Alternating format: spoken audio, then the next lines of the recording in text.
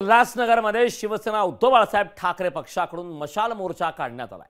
राज्यात महिलांवर होणाऱ्या अत्याचाराच्या विरोधात नवरात्रीच्या पवित्र दिवसात हातात मशाली घेऊन मोर्चा काढण्यात आलाय। झोपलेल्या सरकारला जागा करण्यासाठी मशाल पेटवत शहराच्या मुख्य रस्त्यावरून मोर्चा काढण्यात आला असल्याचं कल्याण जिल्हा प्रमुख धनंजय बोडार यांनी सांगितलं।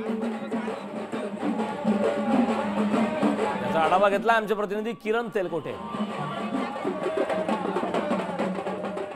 राज्यामध्ये महिलांवर होणाऱ्या अत्याचाराच्या संदर्भामध्ये आज उद्धव बाळासाहेब ठाकरे गटाच्या वतीनं उल्हासनगरमध्ये मशाल जे मोर्चा आहे त्याचं आयोजन केलेलं आहे। आपल्यासोबत जिल्हा प्रमुख आहेत।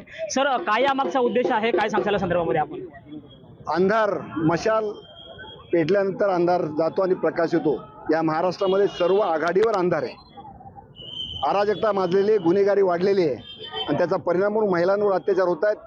बदलापूर असेल, उल्हासनगर मधल्या महिला कॉन्स्टेबलवर असेल किंवा महाराष्ट्रात सांगली झाली, पुणे झालं, चिळफाटा झालं, गुन्हेगारांना काही नाही। परवा सुद्धा पुण्यामध्ये छोट्या मुलींवर व्हॅनमध्ये अत्याचार करण्यात आले। असं प्रकार वारंवार घडत आहेत। त्यामुळे शासनाचं पूर्ण दुर्लक्ष आहे।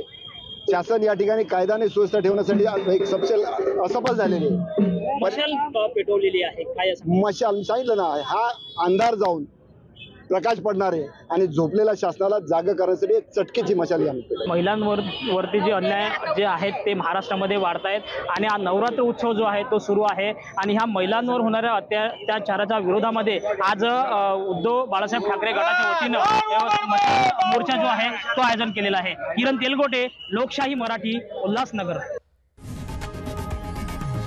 लोकशाही मराठी, ऐका, पहा, जागरूक रहा।